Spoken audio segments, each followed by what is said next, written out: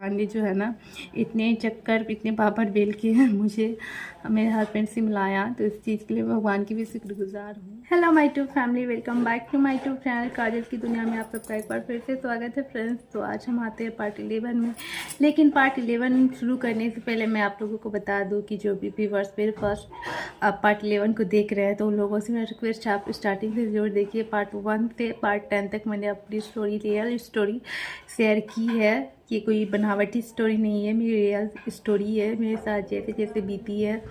तो अच्छे पल, बुरे पल, और एक मेरी जो लाइफ है, मेरी लाइफ में शादी के बाद जो ट्विस्ट पे ट्विस्ट आए हैं, अच्छी भी और बुरी भी, तो सब आपको देखने में बहुत ही अच्छा लगेगा, बहुत ही रोचक लगेगी। तो आप लोग स्टार्टिंग से एक बार ज़रूर देखिएगा हमारी रियल स्टोरी। तो पार्ट 11 में जो भी मेरे फर्स्ट व्यूअर्स है, फिर भी मैं आप सबका बहुत बहुत धन्यवाद करती हूँ। और आप लोगों को मेरी रियल स्टोरी अच्छी लगे तो प्लीज़ आप लोग हमारे चैनल को सपोर्ट कीजिएगा एंड चैनल को सब्सक्राइब कीजिएगा। तो चलिए पार्ट 11 से मैं, जैसा कि मैंने पिछले वीडियो में आप लोगों को बताया था कि पापा के जाने के बाद मैं यहाँ 2 मंथ रुकी थी। फिर मैं दुर्गा पूजा की 10वीं में गई थी, मेरे हस्बैंड लेने आए थे। फिर मैं वहाँ 2-3 मंथ रुकी, लेकिन 2-3 मंथ मेरे कैसे बीते 2-3 साल की तरह, और मुझे क्या क्या परेशानियों का सामना करना पड़ा। बिकॉज़ मैं मेंटली भी काफ़ी हरास थी पापा के जाने से, और मुझे हेल्थ इश्यूज़ भी काफ़ी होने लगे प्रेगनेंसी के टाइम। और ऐसे तो कहते कि प्रेगनेंसी के टाइम काफ़ी महिलाओं को प्रॉब्लम होती है, लेकिन मुझे बहुत ज़्यादा हुई, बहुत ज़्यादा। बिकॉज़ मेरा मेंटली भी ये ठीक नहीं था, काफ़ी डिप्रेस थी मैं पापा के जाने से। और मुझे जाना था नहीं, बट मुझे जाना पड़ा ना चाहते हुए भी। तो फिर मैं वहाँ पे गई, और वहाँ पे भी मेरा कुछ हेल्थ ठीक नहीं था, रहने लगा। मैं काफ़ी टेंशन में रहती थी, काफ़ी डिप्रेस रहती थी कि मुझे जाना है, मुझे जाना है, मुझे मन नहीं लग रहा है। मैं रातों को सोती नहीं थी। मैंने पहले भी आप लोग को बताया कि मेरे हस्बैंड ने मुझे उन दिनों बहुत सपोर्ट किया, बच्चे की तरह मुझे सुलाते थे, खिलाते थे, पिलाते थे।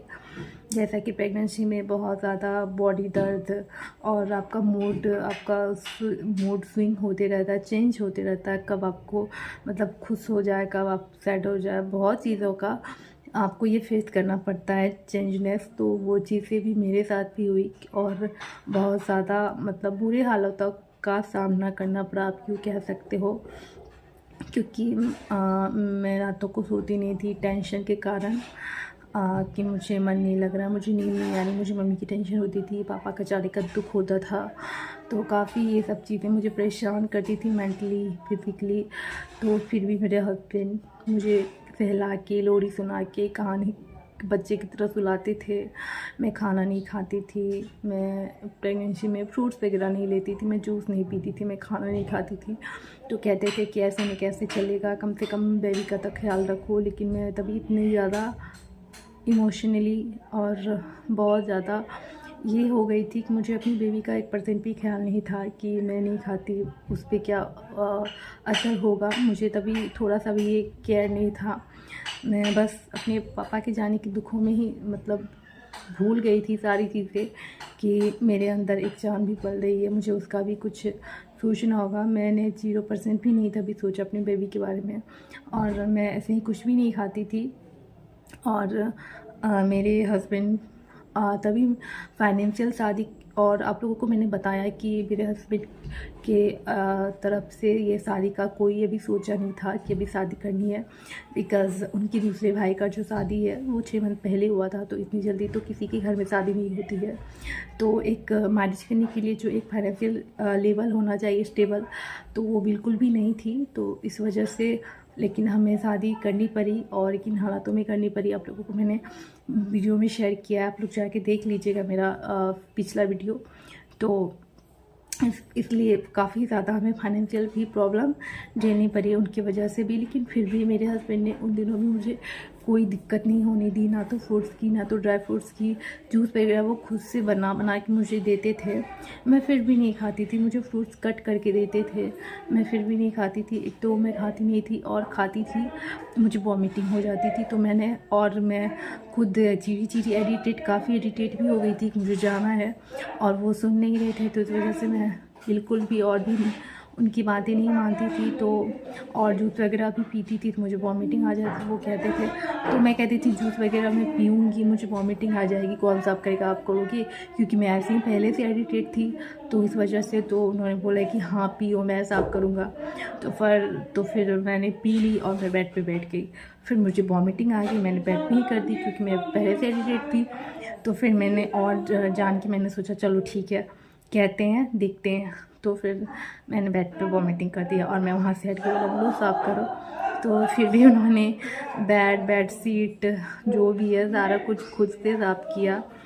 तो मुझे फिर बाद में अच्छा भी नहीं लगा, लेकिन मैं तभी गुस्से में थी और एडिटेड अपनी टेंशन के कारण हो गई थी। तो फिर मुझे अच्छा भी नहीं लगा। बाद में फिर मैंने उसे सॉरी भी कहा। तो मतलब इस तरह से मेरा उन दिनों ये सपोर्ट एंड ख्याल रखें। और ससुराल में आप कितना भी अच्छा हो, फिर भी आप ससुराल में 9-10 बजे उठोगे तो आपको 2 बातें सुननी ही पड़ेगी। तो जाहिर सी बात है कि मैं 4-5 बजे सुबह सोती थी, रात भर मैं सोती नहीं थी। मुझे सुबह आँख लगती थी तो मैं जग नहीं पाती थी, तो उस वजह से भी 2 बातें होती थी। तो फिर उन दिनों उस टाइम भी मेरे हस्बैंड ने मेरे सपोर्ट में थे। मेरे की रात भर सोती नहीं है, ऐसा इनके साथ ये परेशानी है, तो आप लोग थोड़ा सा कोऑपरेट करो। तो तभी भी मेरे हस्बैंड मेरे सपोर्ट में खड़े हुए अपने घर वालों के सामने। तो मैं कितना भी दुख हो तो मैं इतने स्ट्रगल भरे दिनों में भी यही सोचती हूँ कि मैं लकी हूँ जो मुझे ऐसे हस्बैंड मिले हैं। शायद इसीलिए मुझे भगवान ने इतने घुमा फिरा के, इतने पापड़ बेलने के बाद फिर मतलब इनसे मिलाया। शायद ये चीज़ भी एक बड़ी चीज़ है। तो उन चीज़ों के लिए मैं भगवान का शुक्रगुजार भी मानती हूँ, मुझे ऐसे हस्बैंड उन्होंने दिए हैं, चाहे कितना भी दुख हो जाए। क्योंकि पैसा का क्या है, पैसों का क्या है, पैसे तो आते जाते रहते हैं, लेकिन इंसान जो है ना एक बार जो मिलता है वो हमेशा रह जाता है। मेरी जर्नी में बहुत ज़्यादा परेशानियां का सामना करना मुझे पड़ा है। मुझे भूख नहीं लगती थी, मैं खाना नहीं चाहती थी। फिर तो कहते थे कैसे चलेगा, ना तो तुम खाना खाती हो, ना तो फ्रूट वगैरह लेती हो, ना तो जूस भी पीती हो, कैसे चलेगा। तो तभी तो मेरी अपने मतलब बेबी की मुझे कुछ भी केयर थी ही नहीं कि वो भूखा है, मैं भूखी हूँ, कुछ भी फ़र्क मुझे पड़ता ही नहीं था। मैं ऐसी हो गई थी, मैं रात भर सोती नहीं थी। मुझे बच्चे की तरह वो सहला के, लोरी सुना के सुलाते थे, वो अपने से खाना मुझे खिलाते थे, फ्रूट्स काट के देना, जूस बना के देना, सब चीज़ मेरे हस्बैंड खुद से करते थे। इस वजह से मैं कितना भी दुख हो फिर भी मैं अपने आप को लकी मानती हूँ। मुझे अपने ऐसे हम काफ़ी हमने दिक्कतों का सामना भी किया है और अभी तक कुछ ऐसा ही है। तो इसलिए मुझे आप लोगों के सपोर्ट की बहुत ज़रूरत है फ्रेंड्स। तो प्लीज़ आप लोग अपना प्यार बनाए रखिएगा। तो चलिए फ्रेंड्स, पार्ट 11 में इतना ही। और ससुराल जाने के बाद इस बार इतना बुरा होगा हम दोनों के साथ कभी नहीं सोचा था। तो चलिए फ्रेंड्स, आप लोग वीडियो को फुल वॉच कीजिएगा एंड पसंद आए तो प्लीज़ चैनल को सब्सक्राइब कीजिएगा। तो इस वीडियो में इतना ही, अभी के लिए बाय बाय।